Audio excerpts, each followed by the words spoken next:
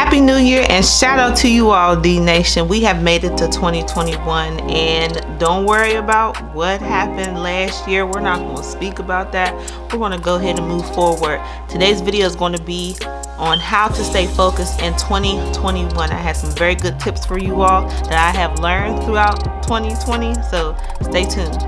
So my name is Deanna Diaz and I am an entrepreneur, business coach, and consultant, and I want to make sure that I provide you all the most tools and the best tools as possible for you to properly start, run, build, and make money in your business. So let's go ahead and jump right into it, okay? So number one, most importantly, we're going to remember what 2020 taught us. A lot of us in the product industry, we have learned that what we currently sell, it didn't make it to the pandemic.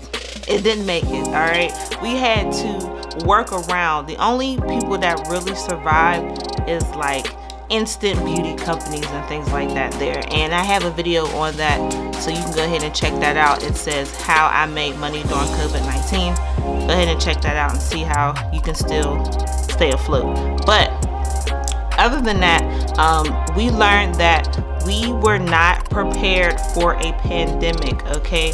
So a lot of us that sell clothes or, lotions and things like that, if none of that was helping keeping us healthy or keeping us clean, soaps you might have done good with antibacterial and things like that. But if we weren't selling those life-sustaining products, then we learned that we didn't have no value to add or to help the people during the pandemic. So a lot of us learned how to re-strategize about that. So you want to hold on to that moving forward. Clothing manufacturers or clothing businesses, they sold masks, made masks, designed masks, things like that there.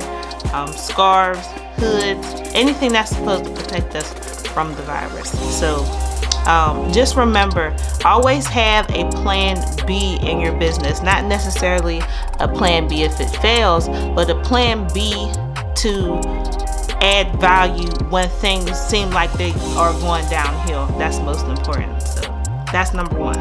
All right, number two, this is kind of piggybacking off of number one, but it's still separate in its own right, is focus on your current audience. Right now, we are hopefully on our way out of a pandemic situation. People are still in their feelings about a lot of things. People have lost loved ones, lost close friends and family members, lost their jobs and things like that. So it is very important to focus on your audience. You want to make sure that they know that you care about them, because you should be caring about them. This is what you're in business for. You care so much that you're providing a product or a service for them. But you want to make sure that they know that you really care about them. I know for the holidays that I sent and wrote out holiday cards to my customers and things like that there. I've given out a lot of discounts. I've spoke to my customers one-on-one, just to give them that warm and fuzzy. And if there's anything else that I can really do, then my ear is always to the streets so that I can provide that warm and fuzzy for them, because I do care about my audience. All right, number three, you guys, is to create a contingency plan. What is a contingency plan, you may ask? A contingency plan is a list of steps or actions that you will use that takes place when there is a horrible situation that you cannot control going on in the world. Like, for example, the pandemic situation, the riots and things like that. Anything that's going to disrupt normal flow of business, these are a list of steps that your business will take to make sure that operations resume as normal, to make sure that your employees are still getting paid, things like that. So yes, finance is included in your contingency plan. Allocating funds, saving more money, hiring additional staff, hiring contractors, things like that there. Anything that you can use to take to make sure that your business stays afloat in weird situations, catastrophic situations going on throughout the world or during that time. All right, this is not going to be a very long video, so my last tip for this video is to strategize by the quarter.